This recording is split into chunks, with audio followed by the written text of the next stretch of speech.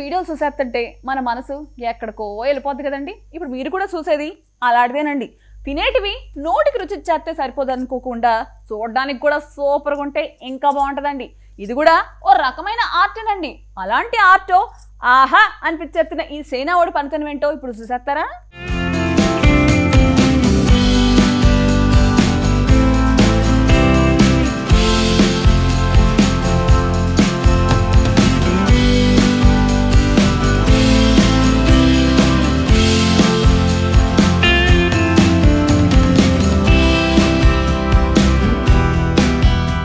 Art అంటే ఏంటి?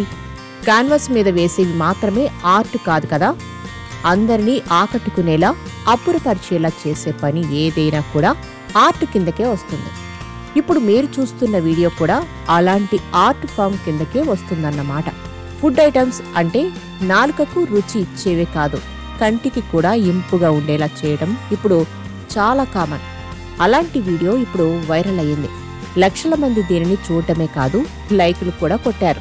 ఎందుకంటే ఇది చూడ్డానికి అంత అద్భుతంగా ఉంది కాబట్టి. ఈ కలినరీ ఆర్ట్ను చూస్తే ముచ్చటేస్తుంది. ఈ వీడియోలో మీకు హంసలు, డ్రాగన్స్, కుక్కల నుంచి మొదలు పెడితే పుస్తకాలు, పూల వరకు రకరకాల ఆకారాల్లో ఫుడ్ ఐటమ్స్ చాలా సింపుల్ గా తయారైపోవడం కనిపిస్తుంది.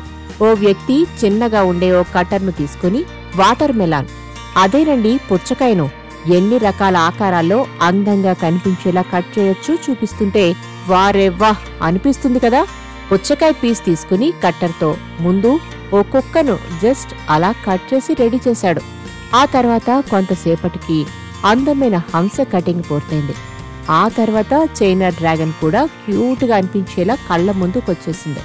నిజంగా ఆ పర్ఫెక్ట్ కటింగ్, కొలతలు ఆ వ్యక్తిలో కలినరీ ఆర్ట్ టాలెంట్ ను చూపిస్తోంది కదా. చీజ్ తో కూడా పుస్తకం తయారు చేసేశాడు. అంతేనా, దాన్ని మరింత అందంగా డెకరేట్ చేశాడు. ఉల్లిపాయలను రౌండ్లుగా తురిమి అందమైన పువ్వులా మనకు చూపించాడు. నిజంగా ఈ ఆర్ట్ ఒక అద్భుతం కదా.